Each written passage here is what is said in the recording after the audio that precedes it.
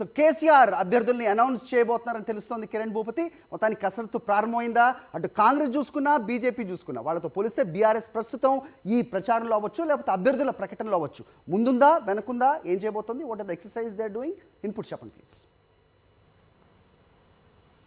ఖచ్చితంగా హరి, ఎందుకంటే తెలంగాణ పార్లమెంటుకు సంబంధించినటువంటి అంశంలో కేసీఆర్ చాలా సుదీర్ఘ కసరత్తు చేశారు. నెల 15 రోజుల నుంచి కూడా అభ్యర్థుల్ని ఎవరిని పెడితే బాగుంటుందనే దానిపైన కూడా తీవ్ర కసరత్తు అయితే చేశారు. పార్టీ ముఖ్య నేతలతో కూడా కొన్ని సమావేశాలు కూడా నిర్వహించినటువంటి నేపథ్యంలో కొన్ని పార్లమెంట్ స్థానాలు ఏవైతున్నాయో వాటిలో ఖచ్చితంగా కొన్ని అభ్యర్థులు ఎవరైతున్నాయో వాళ్ళందరినీ కూడా ఇప్పటికే ఖరారు చేశారు. వాళ్ళందరికీ సంబంధించి నిన్న కరీంనగర్, పెద్దపల్లికి సంబంధించినటువంటి ముఖ్య నేతల సమావేశంలో కూడా ఆ అభ్యర్థులను ప్రకటించారు. కరీంనగర్ నుంచి వినోద్ కుమార్ కావచ్చు, పెద్దపల్లి నుంచి కొప్పుల ఈశ్వర్ పేర్లను కూడా ప్రకటించారు. ఈరోజు ఖమ్మంతో పాటు మహబూబాబాద్కు సంబంధించినటువంటి పార్లమెంట్ సెగ్మెంట్ సంబంధించినటువంటి ముఖ్య నేతలతో కూడా ఈరోజు సమావేశం కాబోతున్నారు. ఖమ్మం నుంచి నామా నాగేశ్వరరావు, మహబూబాబాద్ నుంచి మాలోద్ కవిత పేర్లను కూడా పార్టీ సమీక్ష సమావేశంలో వెల్లడించేటువంటి అవకాశాలు అయితే కనబడుతున్నాయి. ఇటు చేవెళ్ల నుంచి కూడా ఎంపీ రంజిత్ రెడ్డి, ప్రస్తుతం ఎంపీగా ఉన్నటువంటి రంజిత్ రెడ్డిని పోటీ చేయాలని కూడా గతంలో చెప్పారు. తాను కొన్ని పనులు కూడా చేసుకున్నారు, కానీ కొంత వ్యతిరేక పవనాలు వీస్తున్నాయి. ఖచ్చితంగా నేను ఈసారి పోటీ చేయలేనంటూ కూడా పార్టీ అధిష్టానానికి చెప్పినటువంటి నేపథ్యంలో ట్రబుల్ షూటర్గా ఉన్నటువంటి హరీష్ రావు రంగంలోకి దిగారు.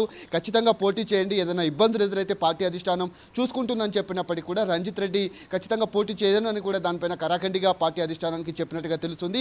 అక్కడి నుంచి పోటీ చేసేందుకు అటు కాసాని జ్ఞానేశ్వర్ కుమారుడు కాసాని వీరేష్కు అవకాశం ఇచ్చేటువంటి అవకాశాలు అయితే కనబడుతున్నాయి. అటు మల్కాజ్గిరి నుంచి కానీ చేవెళ్ల నుంచి ఈ రెండు స్థానాల్లో ఏదో ఒక స్థానం నుంచి కాసాని జ్ఞానేశ్వర్ కుమారుడు పోటీ చేసేటువంటి అవకాశాలు అయితే కనబడుతున్నాయి. మరొక మల్కాజ్గిరి నుంచి కూడా ఏదైతే మాజీ మంత్రి మల్లారెడ్డి కుమారుడు ఎవరైతే ఉన్నారో ఎవరైతే భద్రారెడ్డికి పేరును కూడా పరిశీలించేటువంటి అవకాశాలు అయితే కనబడుతున్నాయి. ఈ పార్లమెంట్ ఎన్నికల్లో చాలా కీలకంగా పార్టీ అధిష్టానం తీసుకుంది, కేసీఆర్ తీసుకున్నారు. రెండో రోజు కూడా తెలంగాణ భవన్కు రాబోతా ఉన్నారు. బిజీగా కేసీఆర్ షెడ్యూల్ అయితే ఉంటుంది కాబట్టి సిట్టింగ్ ఎంపీలు ఎవరైతే ఉన్నారో వాళ్ళందరూ కూడా ఈసారి ససేమిరా టికెట్లు ఇచ్చేటువంటి అవకాశాలు లేవు. ఎక్కడ పార్టీ అభ్యర్థికి వ్యతిరేకంగా లేని స్థానాలు ఉన్నాయో అక్కడ ఖచ్చితంగా వాళ్ళనే ఉంచుతాం, కానీ మారేటువంటి నేతలు ఎవరైతే ఉంటారో వారికి ఈసారి టికెట్లు ఇవ్వలేమని చెప్పినటువంటి నేపథ్యంలో వాళ్ళు పార్టీ మారుతున్నారు. మారేటువంటి నేతలు ఎవరు వెళ్ళిపోయినా పార్టీకి ఎలాంటి ఇబ్బంది లేదు, క్యాడర్ మనతో పాటే ఉందని కూడా కొన్ని సంకేతాలు అయితే కేసీఆర్ ఇచ్చారు. ఈ నెల 12న ఏదైతే కరీంనగర్లో ఒక భారీ బహిరంగ సభను కూడా ఏర్పాటు చేసి పార్లమెంట్ ఎన్నికల సమర శంఖాన్ని కూడా కేసీఆర్ పూరించబోతున్నారు. రైట్, అయితే ఇక ఛాలెంజెస్ అలాగే ప్రతి సవాళ్ళు వీటన్నిటికీ పర్వం ముగిసినట్టేనా? కేటీఆర్ మల్కాజ్గిరి నుంచి ఎంపీగా పోటీ చేస్తారు, చాలా విన్నాం ఇలాంటివి. ఇక భద్రారెడ్డిని చెబుతున్నారు, రాజశేఖర రెడ్డి ఆల్రెడీ అక్కడ ఎమ్మెల్యేగా ఉన్న పరిస్థితి. సో అది అడ్వాంటేజ్ అవ్వచ్చు అంటారా? అది ఒకే కుటుంబం నుంచి ఎంపీగా కూడా టికెట్ ఇస్తే కనుక? కిరణ్ భూపతి క్లుప్తంగా చెప్పండి. ఖచ్చితంగా మల్కాజ్గిరి నుంచి మల్లారెడ్డికి కొంత పట్టున్నటువంటి స్థానం. తాను మేడ్చల్ నుంచి పోటీ చేసి గెలిచారు. వాళ్ళ అల్లుడు ఎవరైతే ఉన్నారో మర్రి రాజశేఖర రెడ్డి ఇప్పటికే మల్కాజ్గిరి నుంచి ఎమ్మెల్యే నుంచి పోటీ చేశారు. ఎందుకంటే ఆ బీజేపీ నుంచి ఈటెల రాజేందర్ పోటీ చేస్తున్నాడు కాబట్టి అక్కడ బీసీ సామాజిక వర్గానికి చెందినటువంటి నేతకి ఇస్తేనే కొంత ప్లస్ అయ్యేటువంటి అవకాశం ఉంటుంది.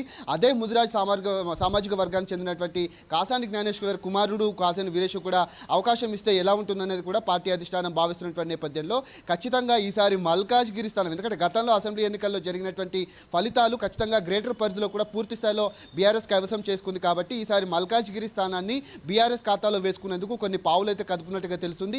ఈ రెండు పేర్లలో ఎవరో ఒకరి పేరును మాత్రం మరొకటి 2 రోజుల్లో ప్రకటించేటువంటి అవకాశాలు ఈ రోజు మాత్రం ఒక 4 నుంచి 5 స్థానాల్లో ప్రకటన అయితే ఉండబోతున్నట్టుగా మనకు ఉన్నటువంటి సమాచారం. రైట్.